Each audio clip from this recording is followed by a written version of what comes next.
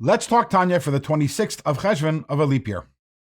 Today we begin Kuntres Acharon. Tanya is comprised of five parts, and this is the final part of Tanya.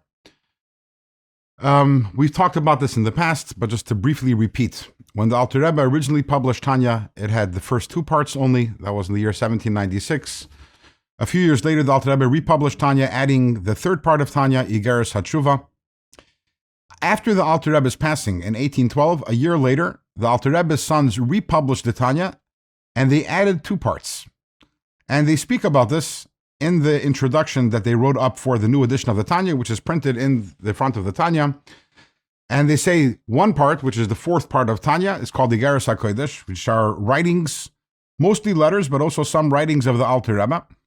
And that is the section of Tanya, 32 chapters, which we just finished yesterday. And then there's Kuntres Acharon. Kuntres Acharon is, they say, that while the Alter Rebbe was writing Tanya, the first section of Tanya, Likutei Amarim, so the Alter Rebbe was grappling with various statements from the Zohar. Sometimes they seem to be contradicting each other, and these were directly relevant to what the Alter Rebbe was writing in Tanya. So on the side, the Alter Rebbe wrote for himself notes in which he reconciles and resolves all of these issues, and kind of gives us a little of a glimpse into what was going on into the Alter Rebbe's mind and how he reached the conclusions, which he then articulates and writes in the Tanya itself. Now, the Kuntres Acharon itself, which we are starting today, is divided into two parts. Altogether, it's 9 chapters, although interestingly, the other parts of Tanya, the other 4 parts, are numbered. Every chapter is numbered. Over here, there are no numbers, but it's divided into 9 parts, 9 chapters. The first 5 chapters are very heavily Kabbalistic. Arguably the most difficult part of Tanya. The content is difficult, and also the style of writing. It seems like the Alter Rebbe was almost writing this for himself, for his own reference. It's not written in an explanatory way as the other parts of Tanya. So that's the first 5 chapters of Kuntres Acharon. The last 4 chapters of Kuntres Acharon are, 3 of them are letters. One of them is an essay on Chassidus, very much along the style of Igeres HaKodesh, which we just finished. In fact, it's difficult to understand why they're included in Kuntres Acharon, but be as it may, that's what it is. And now we will start Kuntres Acharon.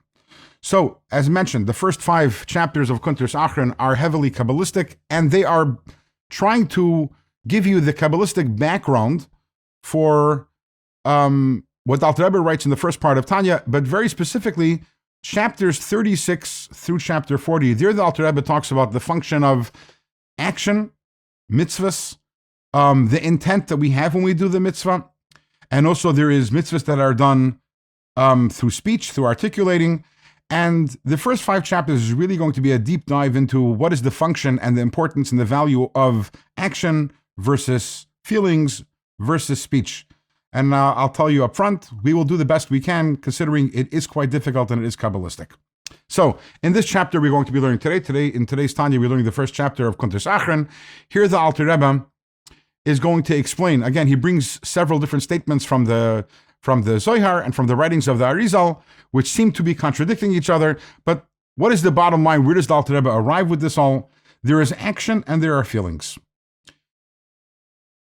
The action is necessary in order to bring divine light here in this world. No action, no revelation, no drawing down of the light, which is why we say Hamaisu Ha'ikar, bottom line, it comes down to the deed, and we have to do the mitzvah in deed, because the purpose of everything, the purpose of creation, is to bring godly divine light over here into this world, and that happens only through an action mitzvah. That is in terms of drawing down the light. But when I have a mitzvah, when I've done a mitzvah, how do I take this mitzvah and elevate it? So to say, allow it to fly up and unite with the godliness in the higher worlds. That is caused through the kavanah. That is caused through the feeling I have in the mitzvah, the love for Hashem that motivates me to do it, the awe of God that motivates me to do it. That is what causes the mitzvah to go up. So the mitzvah going up is through the feeling. The energy that comes down because of that here into this world, that is a result of the action mitzvah. That is today's chapter. Tomorrow we'll start the second chapter of Kuntres Acharon. We will continue on this theme and discuss more why it is that in order to bring down a flow of divine energy, we need to have specifically action mitzvahs.